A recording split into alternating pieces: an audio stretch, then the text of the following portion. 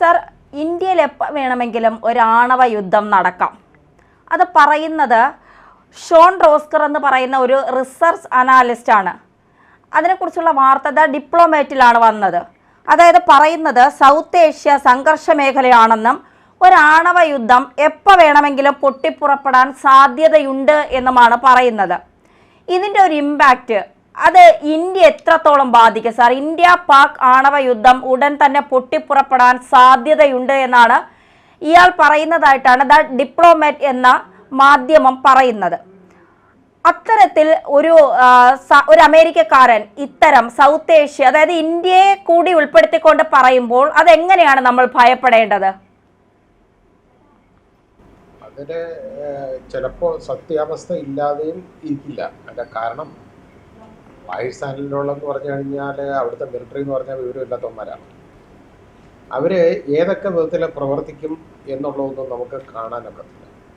അവിടുത്തെ പാകിസ്ഥാൻ പൊളിറ്റിക്സ് എന്ന് പറയുന്നത് പോലും അത് മിലിറ്ററി ഡിപ്പെൻഡൻ്റാണ്. അതായത് പാകിസ്ഥാനിലെ ഭരണം ആര് നിർവഹിക്കണം എന്നുള്ളത് തീരുമാനിക്കുന്നത് അവിടുത്തെ മിലിറ്ററിയാണ്.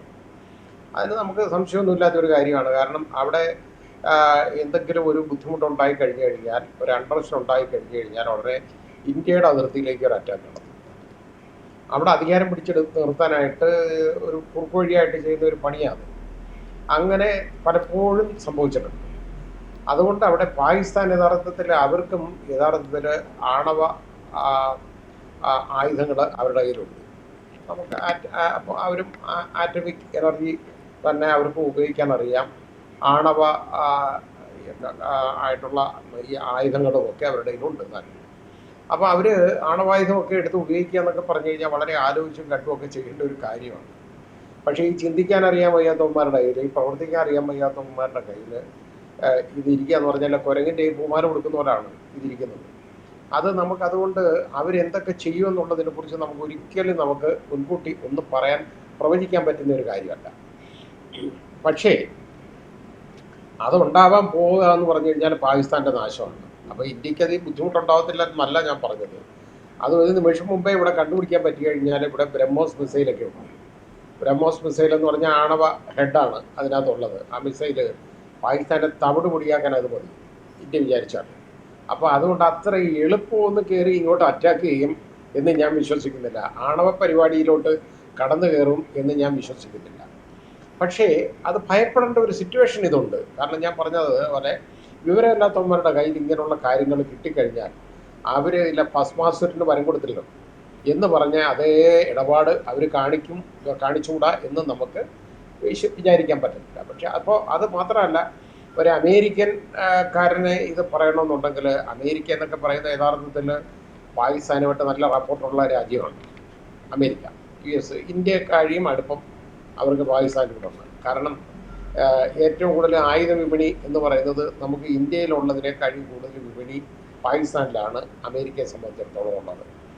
പിന്നെ അത് മാത്രമല്ല, അവർക്കൊന്ന് പിടിച്ചു നിർത്തണമെന്ന് പറഞ്ഞു കഴിഞ്ഞാൽ പാകിസ്ഥാൻ ഒരു കാരണവശാലും സോവിയറ്റ് യൂണിയനോട് അടുക്കരുത് എന്നുള്ള ഒരു കാഴ്ചപ്പാട് അവർക്കുണ്ട്.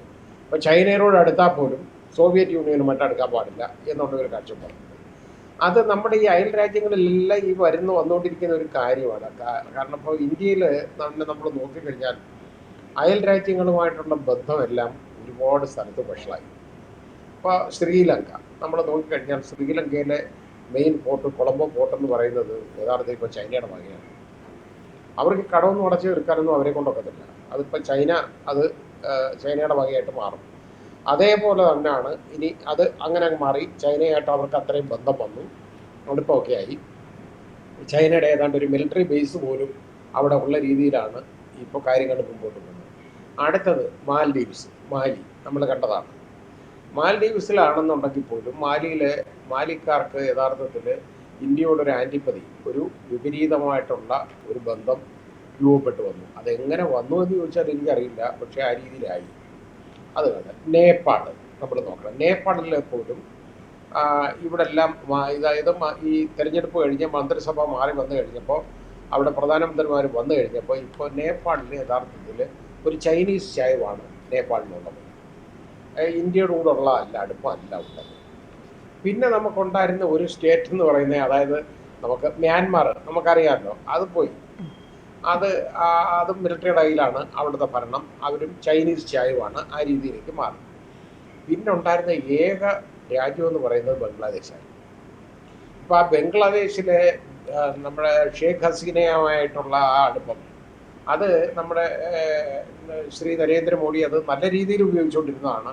ആരോഗ്യകരമായ ഒരു ബന്ധം ഈ ബംഗ്ലാദേശുമായിട്ട് ഉണ്ടെന്ന് പറഞ്ഞു കഴിഞ്ഞാൽ അവാമി ലീഗിൻ്റെ ആളായ ഷേഖ് ഹസീന ഭരിക്കുന്നിടത്തോളം കാലം അതുണ്ടായിരുന്നു. പക്ഷേ ഇപ്പോൾ ഷേഖ് ഹസീന പുറത്താക്കപ്പെട്ടു, അത് വലിയ പ്രശ്നമാണ്.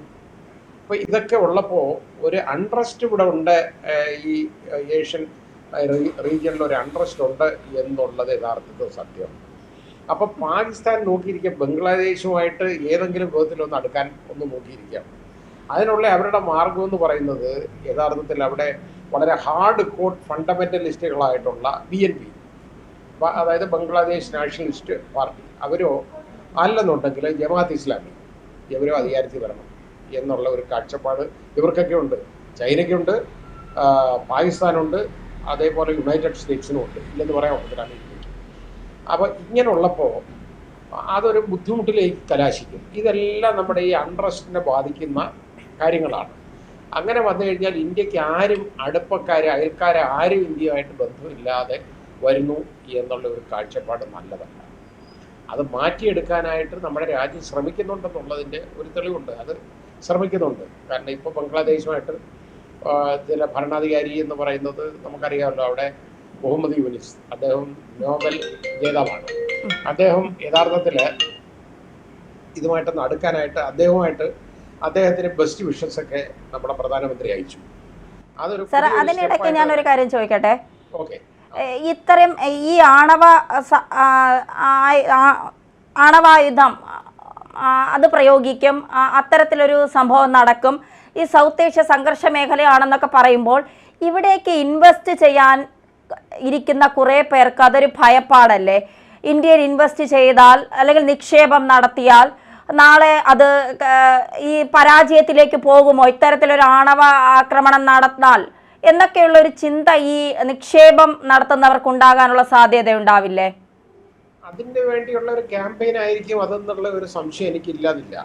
കാരണം ആ ഒരു ദുരുദ്ദേശം മനസ്സിൽ വെച്ചുകൊണ്ടാണ് ഒരു ക്യാമ്പയിൻ ഇങ്ങനെ നടത്തുന്നു എന്നുള്ളതിനെ കുറിച്ചും നമുക്ക് അതും ഒരു സാധ്യത അതിൻ്റെ തള്ളിക്കളയാൻ പറ്റത്തില്ല. കാരണം അങ്ങനെ ഒരു അൺട്രസ്റ്റ് ഉണ്ട് എന്ന് തോന്നിക്കഴിഞ്ഞാൽ യഥാർത്ഥത്തിൽ ന്യായമായിട്ട് നിക്ഷേപ സാധ്യതകൾ കുറയും. കാരണം ആരും തയ്യാറാവുകയില്ല. അങ്ങനെയുള്ളത് അടിയും വഴക്കമുള്ളിടത്തോട്ട് ചെന്ന് കയറാൻ ആരെങ്കിലും തയ്യാറാവും.